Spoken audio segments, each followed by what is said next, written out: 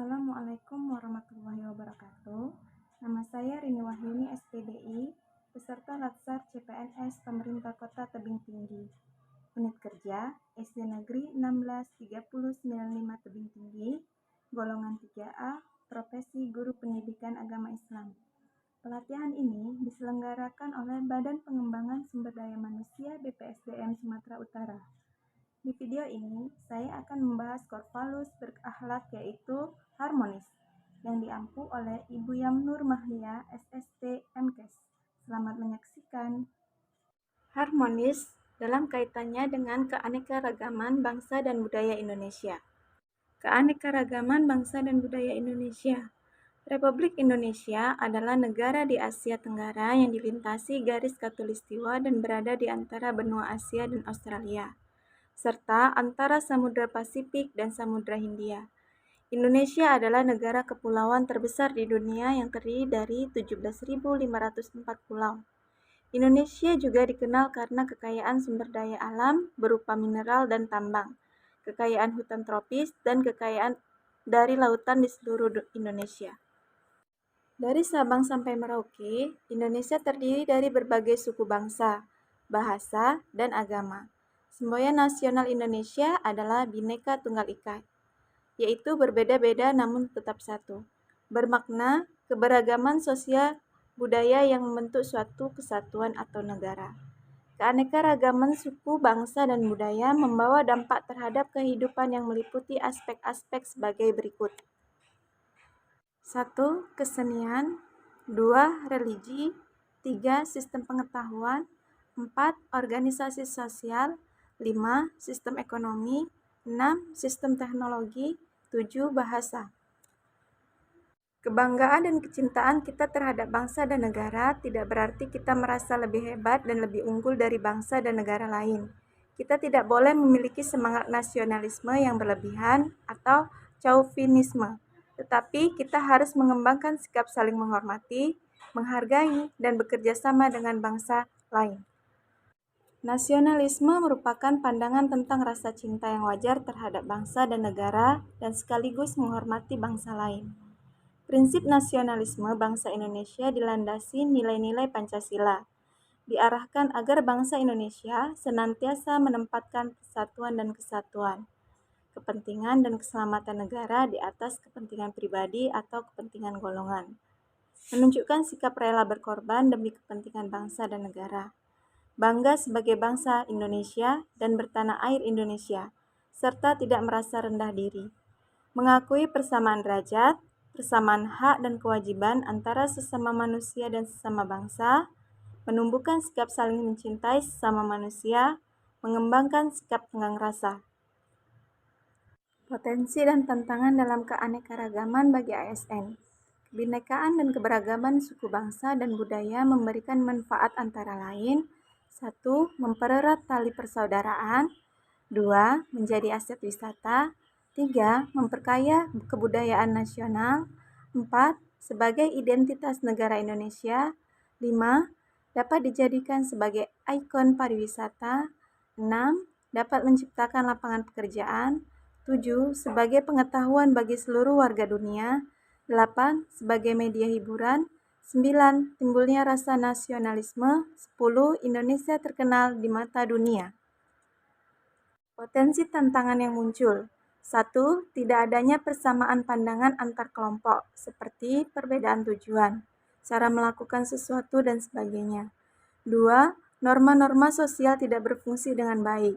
3. Adanya pertentangan norma-norma dalam masyarakat sehingga menimbulkan kebingungan bagi masyarakat. 4. Pemberlakuan sanksi terhadap pelanggar atas norma yang tidak tegas dan lemah. 5. Tindakan anggota masyarakat tidak lagi sesuai dengan norma yang berlaku. 6. Terjadinya proses disosiatif, yaitu proses yang mengarah pada persaingan tidak sehat, tindakan kontroversial dan pertentangan atau disharmonis. 7. Menguatnya etnosentrisme dalam masyarakat, yaitu berupa perasaan kelompok di mana kelompok merasa dirinya paling baik, paling benar, dan paling hebat. Stereotip terhadap kelompok, yaitu anggapan yang dimiliki terhadap suatu kelompok yang bersifat tidak baik. Sikap ASN dalam keanekaragaman berbangsa. Berdasarkan pandangan dan pengetahuan mengenai keanekaragaman bangsa dan budaya, sejarah pergerakan bangsa dan negara, konsep dan teori nasionalisme berbangsa, serta potensi dan tantangannya, maka sebagai ASN harus memiliki sikap dalam menjalankan peran dan fungsi pelayanan masyarakat. ASN bekerja dalam lingkungan yang berbeda dari sisi suku, budaya, agama, dan lain-lain. Tantangan disharmonis dalam masyarakat dapat dikelompokkan menjadi beberapa kondisi sebagai berikut. 1. Disharmonis antar suku. 2. Disharmonis antar agama. 3. Disharmonis antar ras. 4. Disharmonis antar golongan. Dalam menangani masalah yang ditimbulkan keberagaman budaya, diperlukan langkah dan proses berkesinambungan. Pertama, memperbaiki kebijakan pemerintah di bidang pemerataan hasil pembangunan di segala bidang. Kedua, penanaman sikap toleransi dan saling menghormati. Adanya perbedaan budaya melalui pendidikan pluralitas dan multikultural di dalam jenjang pendidikan formal. Pengertian harmonis. Menurut Kamus Besar Bahasa Indonesia atau KBBI, harmonis bersangkut paut dengan mengenai harmoni atau seia sekata.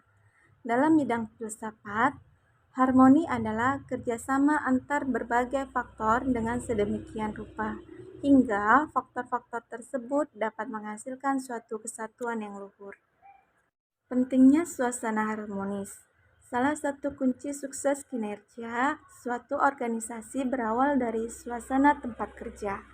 Energi positif bisa memberikan dampak positif bagi karyawan yang akhirnya memberikan efek domino bagi produktivitas, hubungan internal, dan kinerja secara keseluruhan. Peran ASN dalam mewujudkan suasana dan budaya harmonis. A.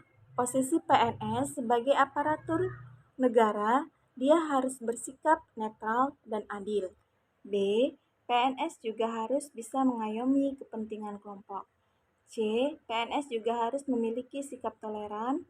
D. Dalam melaksanakan tugas dan kewajiban, PNS harus suka menolong.